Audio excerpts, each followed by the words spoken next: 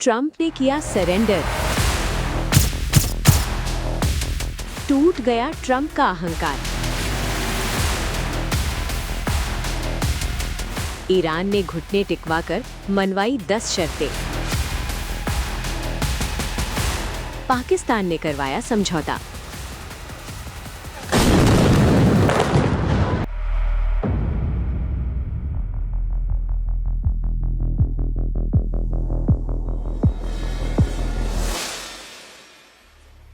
आखिरकार 43 दिनों की भारी तबाही के बाद ईरान, अमेरिका और इजराइल के बीच युद्ध विराम हो गया है। मिडिल ईस्ट में हो रहे इस युद्ध से पूरी दुनिया एक बार तो हिल गई थी। पूरे संसार को गैस और तेल की किल्लत महसूस होने लगी थी। लेकिन इन सब के बावजूद ट्रंप नासमझ बनकर बयानों के जरिए युद्ध को और भड़काने की कोशिश करते रहे। लेकिन 7-8 अप्रैल 2026 की रात को डोनाल्ड ट्रंप की ओर से युद्ध विराम का ऐलान कर दिया गया।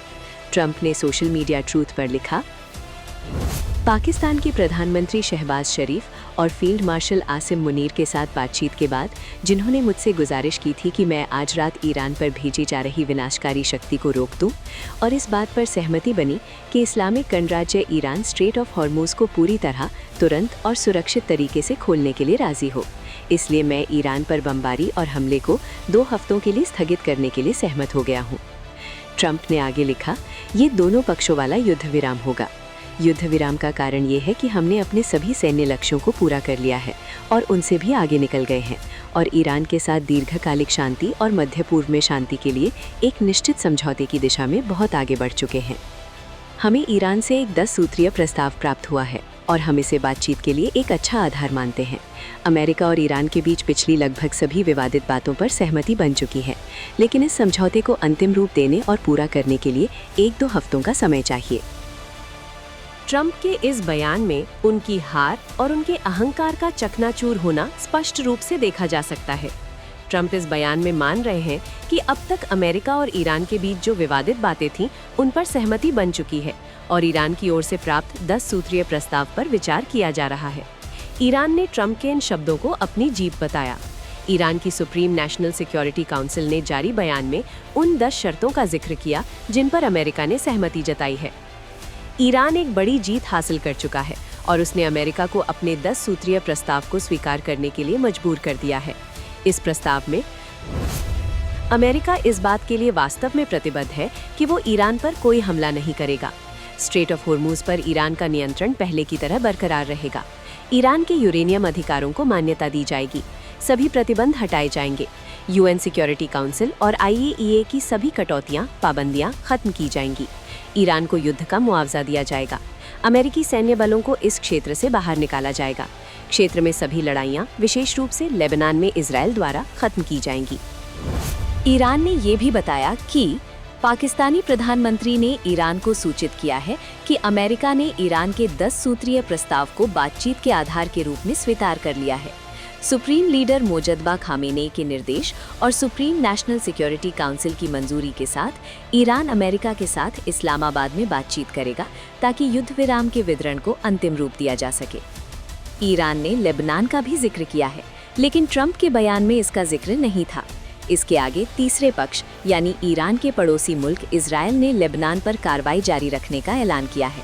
इजराइल के प्रधानमंत्री नेतन्याहू ने अपनी साख बचाने के लिए ऐलान किया है कि राष्ट्रपति ट्रंप द्वारा घोषित 2 हफ्तों वाले युद्ध विराम में लेबनान शामिल नहीं है। इजराइल लेबनान और अन्य स्थानों पर हिजबुल्लाह और ईरानी प्रभाव वाले समूहों के खिलाफ अपने नागरिकों की रक्षा के लिए जरूरत के मुताबिक पूरी शक्ति के साथ कार्रवाई जारी रखेगा। जब जरूरत के मुताबिक जैसे शब्द आ जाए तो फिर किसी अहंकारी व्यक्ति की तरह दुनिया को कुछ न कुछ दिखाना ही पड़ता है।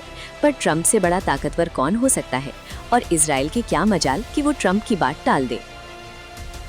ये युद्ध तकरीबन 40 से 43 दिन चला, जिसने पूरी दुनिया को तीसरे विश्व युद्ध के मुहाने पर लाकर खड़ा कर दिया था। लेकिन इस पूरे प्रकरण में दोनों पक्षों ने पाकिस्तान के प्रधानमंत्री शहबाज शरीफ का जिक्र करके उनका कद बढ़ा दिया है। पाकिस्तान ने दोनों पक्षों के बीच समझौता करवाने के लिए मध्यस्थता की, इसलिए दोनों देश पाकिस्तान की राजधानी इस्लामाबाद में बैठक के लिए मान गए हैं।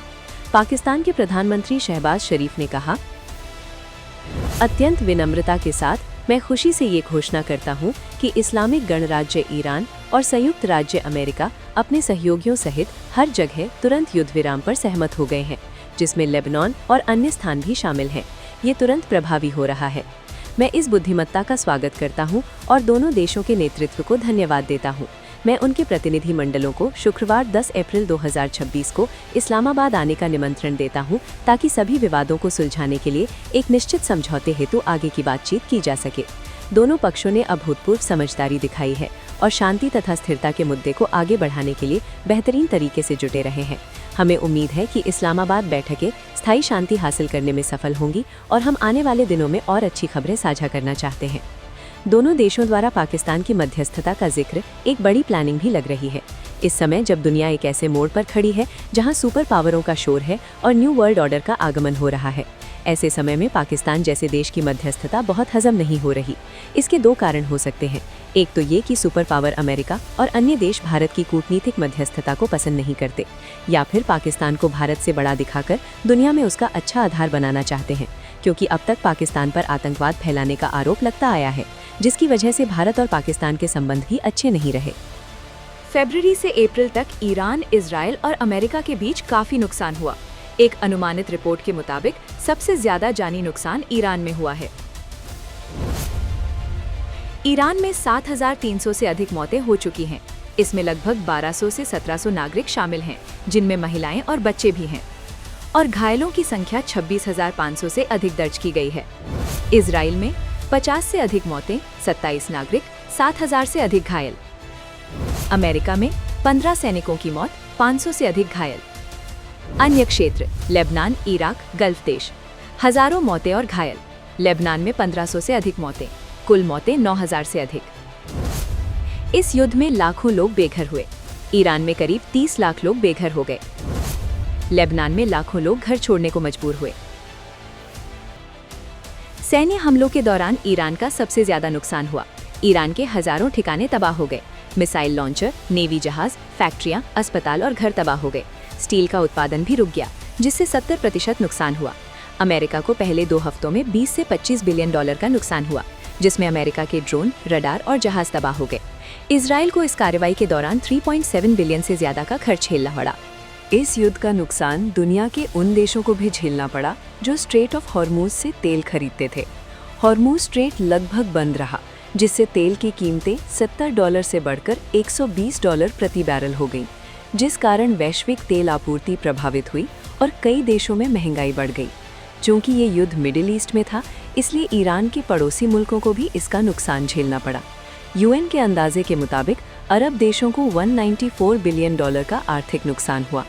इसके अलावा यदि दुनिया में हुए आर्थिक नुकसान की बात की जाए तो लगभग हर देश इस युद्ध के कारण कंगाली की कगार पर आ गया था। एक अंदाजे के मुताबिक पहले 30 दिनों में $590 बिलियन का व्यापार नहीं हो सका, जिससे दुनिया भर के देशों को काफ़ी नुकसान हुआ। ये तो पहले 30 दिनों की रिपोर्ट है, लेकिन युद्ध 40 से 43 दिन चला, जिसके परिणाम अभी आने बाकी हैं।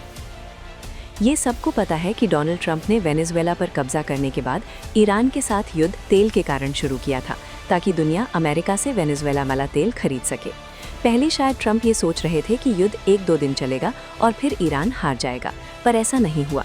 ईरान ने अकेले रहकर भी अपना दम दिखाया। एक इस्लामिक देश होने के बावजूद मिडिल ईस्ट का कोई अन्य पड़ोसी मुल्क ईरान के साथ खड़ा नहीं हुआ। ईरान अकेला ही अमेरिका और इजराइल का मुकाबला करता रहा। इस युद्ध के दौरान ईरान को अपने supreme leader Ayatollah Khomeini, Mojtaba Khamenei को भी खोना पड़ा, लेकिन ईरान ने ट्रंप के 1-2 दिन युद्ध चलने वाले वहम को निकाल दिया। ट्रंप का अपने युद्ध विराम वाले बयान में यह कह देना कि ईरान के 10 सूत्रीय प्रस्ताव पर चर्चा के लिए अमेरिका तैयार है, यही ट्रंप की हार है। ट्रंप क्यों हार गए? पहले टैरिफ समझौतों के कारण अमेरिका में ट्रंप का भारी विरोध शुरू हो गया था। कहा जा रहा है कि लोगों का ध्यान भटकाने और अपनी ताकत से पूरी दुनिया के व्यापार पर कब्जा करने के मकसद से ट्रंप ने ईरान पर हमला किया था। लेकिन युद्ध शुरू होने के बाद अमेरिका में सभी ऊर्जा स्रोतों यानी एनर्जी सोर्सेज के उपयोग में कटौती की गई, जिसके बाद अमेरिका में महंगाई बढ़नी शुरू हो गई। ट्रंप का कई जगहों पर विरोध शुरू हो गया। उनके सैन्य अधिकारी अंदर खाने ट्रंप का विरोध करने लगे। बैठकों में ट्रंप के फैसलों पर सवाल उठने लगे। कई सैन्य और इंटेलिजेंस अफसरों को ट्रंप ने इसलिए हटा दिया था क्योंकि वे उनकी बात नहीं मान रहे थे। फिर भी ट्रंप युद्ध जारी रखने के बेतुके बयान देते रहे। एक बार तो ट्रंप ने यह भी फैसला किया था कि ईरान पर सैन्य कार्यवाही के लिए ईरान की धरती पर अमेरिकी सैनिकों की बटालियनें उतारी जाएं, लेकिन सेना प्रमुखों को ये ठीक नहीं लगा, जिस कारण ये ऑपरेशन नहीं हो सका। पूरी युद्ध के दौरान ये बात भी गौर करने वाली है कि युद्ध को ईरान और ट्रंप के बीच का युद्ध कहकर संबोधित किया जाता था, न कि ईरान अमेरिका युद्ध। अगर अमेरिका को कोई हमला भी करना होता था तो यही कहा जाता था कि ट्रंप हमला करने जा रहे हैं। युद्ध में अमेरिका शब्द कम और ट्रंप शब्द ज्यादा बार सुनने को मिल रहा था। उधर ईरान के सुप्रीम लीडरों का नाम कम और ईरान या ईरानी शब्द ज्यादा सुनाई दे रहा था। ये इसलिए क्योंकि पूरा अमेरिका युद्ध नहीं चाहता था, सिर्फ अमेरिका के कुछ सनकी लोग थे जो युद्ध के लिए उतावले थे। अब इतने आर्थिक नुकसान के बाद दुनिया का व्यापार और अर्थव्यवस्था, खासकर भारत में महंगाई क्या रूप लेती है, ये देखने वाली बात होगी।